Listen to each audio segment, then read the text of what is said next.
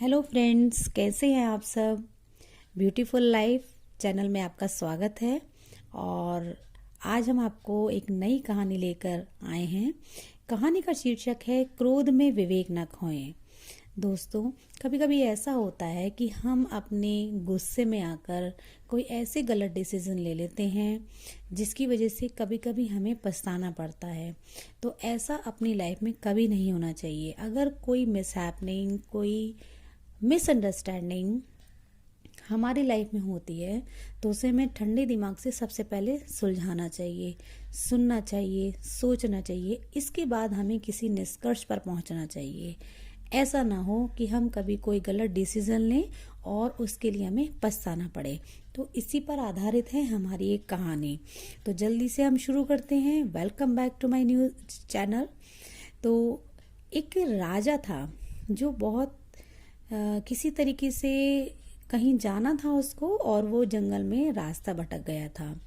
अचानक बहुत गर्मी होने लगी और राजा बहुत प्यास से परेशान हो गया। उसने इधर उधर पानी की तलाश करनी शुरू की, लेकिन उसे कहीं भी कोई पानी नहीं दिखाई दिया। ना कोई तालाब, ना कुआं, कुछ दिखाई नहीं दिया। प्यास से उसका गला सूखा जा रहा था। अचानक तभी उसकी नजर एक वृक्ष पर पड़ी, जहां उसने देखा कि एक डाली से टप टप करते हुए थोड़ा थोड़ा पानी बूंद के रूप में गिर रहा है। ये देखकर राजा की जान में जान आई। उसने सोचा, चलो बूंद बूंद कर कर ही सही, कुछ पानी तो है। तब वह राजा उस वृक्ष के नीचे गया और नीचे जाकर उसने सूखे पत्तों का दौना बनाया और उन बूंदों के नीचे रख दिया। उसने सोचा कि जैसे जैसे ये दौना भर जाएगा तब मैं अपनी प्यास बुझा सकता हूँ। और हुआ भी ऐसा ही। थोड़ा थोड़ा पानी उसमें गिरता गया और काफी समय बाद वो दौना भर गया। राजा एकदम से प्रसन्न हो गया, जैसे कि उसकी कोई उम्मीद जाग गई हो। जैसे ही वो पानी का दौना पीने के लिए उसके पास गया, तभी वहां सामने एक तोता बैठा था। वो टेंटे की आवाज करता हुआ उसके पास आया और उसको झपट्टा मार दिया और उसके हाथ से वो दौना गिर गया। सारा पानी गिर गया। राजा को बहुत निराशा हुई। राजा सोचने लगा, यार बड़ी मुश्किल से तो ये दौना भरा था और पानी भी नसीब नहीं हुआ। वो भी उसी पक्षी ने गिरा दिया जो उसी वृक्ष पर बैठा हुआ था। लेकिन अब क्या हो सकता था, ऐसा सोचकर वह वापस खाली दोना फिर वहीं भरने लगा। काफी मशक्कत के बाद आखिर वह दोना फिर भर गया। राजा पुनः हर्षित हुआ, उसे बहुत खुशी हुई। उसको लगा, चलो कोई बात नहीं, पहले पानी गिर गया था लेकिन अब मैं दोबारा से पानी पीता हूँ। लेकिन क्या हुआ, अचानक जैसे ही तोता टेटे करता हुआ फिर आया और उसने राजा के हाथ से दोबारा से फिर से पानी गिरा दिया। अब राजा को बहुत गुस्सा आया। राजा ने कुछ नहीं सोचा, उसने मान लिया था कि मैं अगली बार दोना भरूंगा और जैसे ये पक्षी आएगा मैं इसको मार डालूंगा। और ऐसा ही हुआ। अगली बार इसी तरीके से दोना रखा, दोना भरा, और जैसे ही राजा उस पानी को पीने गया, उसने अपनी तलवार पहले ही निकाल कर रख रखी थी।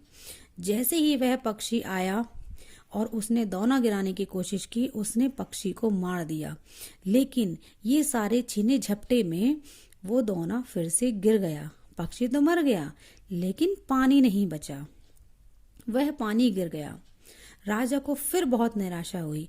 उसे ये दुख नहीं हुआ कि उसने पक्षी को मार दिया, उसे ये दुख हुआ कि उसके हाथ से दोना फिर से गिर गया।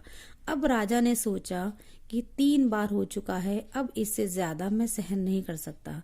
क्यों ना मैं उस पानी के पास पहुंच जाऊं जहां से वो पानी आ रहा है। तब वो राजा पेड़ पर दोबारा से चढ़ गया और वहां उसने देखा कि मैं वहीं से पानी लेता हूं जहां से पानी आ रहा है।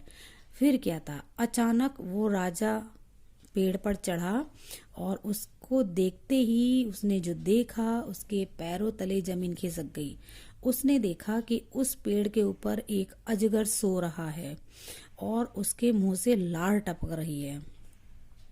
वो राजा एकदम समझ गया कि मैं जिस लार को पानी समझ रहा था और पीने की कोशिश कर रहा था, वह पक्षी बार बार दाना गिराकर मुझे बचाने की कोशिश कर रहा था। अगर मैं ये सब पी लेता, जहरीला पानी पीता, तो मैं मर जाता। राजा मन ही मन में पश्चाताप करने लगा। उसके अंदर पश्चाताप का समंदर उठने लगा और उसने प्रभु से क्षमा याचना की। हे प्रभु, ये मैंने क्या कर दिया? जो पक्षी बार बार मुझे जहर पीने के लिए बचा रहा था, क्रोध के वशीभूत होकर मैंने उसे मार डाला। काश मैंने संतों के बताए हुए उत्तम क्षमा मार्ग को धारण किया होता, तो अपने क्रोध पर नियंत्रण किया होता, तो निर्दोष पक्षी को जान की हानि नहीं होती। तो मित्रों, कभी कभी हमें लगता है कि कोई पर्टिकुलर पर्सन जो हमारे आसपास, रिश्तेदार, दोस्त, कहीं भी हो सकता है, हमें लगता है कि वो हमें नाहक में परेशान कर रहा है, लेकिन हम उसकी भावना को बिना समझे कभी क्रोध ना करें, वरना उसका वही हाल होगा जो उस पक्षी का हुआ है। और हमें कभी भी ऐसा कोई गलत निर्णय नहीं लेना जिस पर हमें पछताना पड़े। इसलिए कहते हैं कि क्षमा और दया धारण करने वाला ही सच्चा वीर होता है। क्रोध वो जहर है जिसकी उत्पत्ति अज्ञानता से होती है और अंत पश्चाताप से होता है। और मुझे अगर लगता है आपको कि ये कहानी आपके कुछ समझ में आई या आपको अच्छी लगी, आपको लगता है कि हाँ, ये लाइफ में ज़रूरी है, तो आप मेरे चैनल को लाइक, सब्सक्राइब और